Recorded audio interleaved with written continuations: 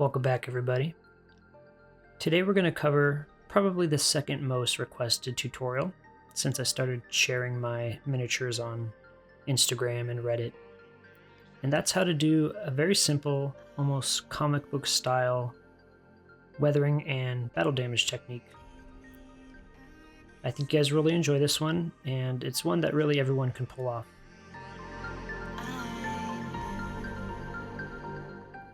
So as we get started, right away you'll probably notice there's a big jump in our audio quality. I want to thank my friend Adam for that one. I'm still figuring out how to do the focus correctly. I promise I'll have that figured out by the next video. But it's definitely good enough to at least see the technique that we're going to be handling today, which, like I said, is a pretty straightforward technique in and of itself.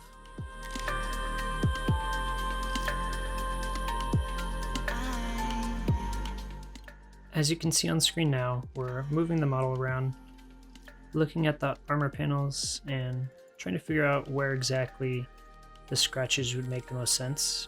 I envision bullets kind of ricocheting and scraping, or sword cuts. As always, I tend to keep my miniatures pretty clean, even on the battle damage. There's a bunch of different methods and philosophies for this, but I tend to use just straight lines.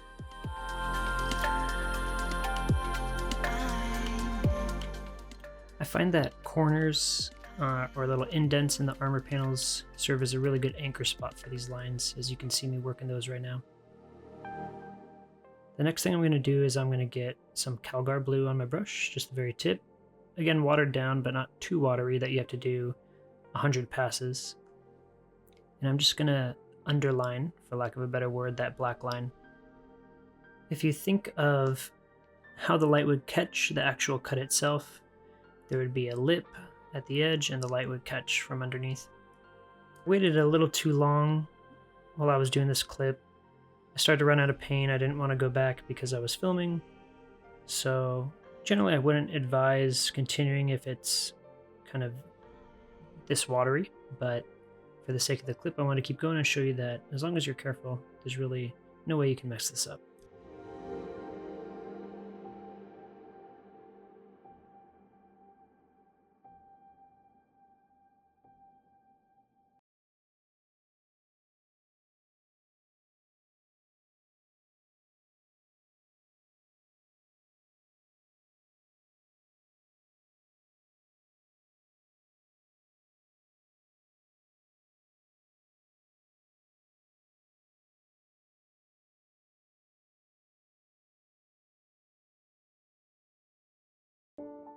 We're working on the back of the miniature now. Same thing, I apply that Calgar blue. And you can see here I did a little bit of a skipping pattern. I like to do this more and more.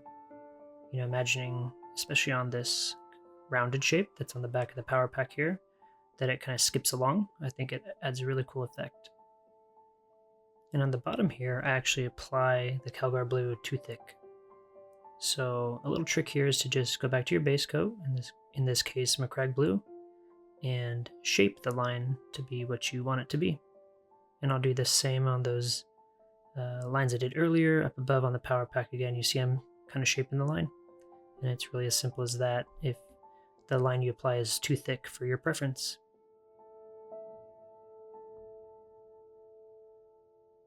And now we're going to attack this tilt shield. You see I've cut it in half diagonally with this red.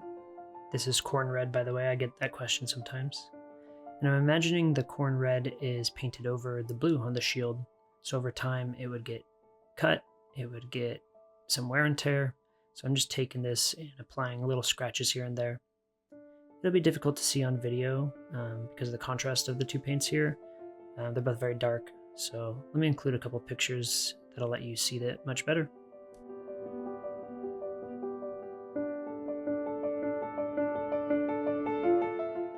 And I'm going to finish with this clip because you'll see my hand really starts to get shaky here. I think there's a common misconception when you see clean work on Instagram that, you know, we have this mastered or our hands stop shaking. That's simply not true. Just do very careful strokes. Consider what you're doing, and even if you make a mistake, it's nothing that can't be fixed later.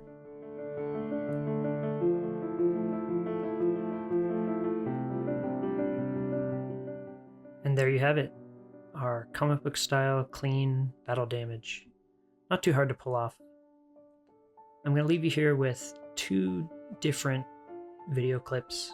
The first one is about 3/4 of the way through finishing the model, but it gives you kind of a good view of where the battle damage was placed as I filmed it.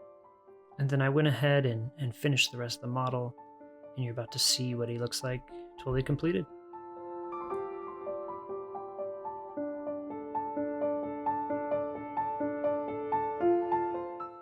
I really hope you enjoyed the video. This is only my second tutorial, and if you stuck with me this long, you'll probably notice this glowing power sword effect. If this would interest you, seeing a tutorial on how to achieve this, just leave a comment below. Hit that subscribe button, thumbs up, help get this channel going.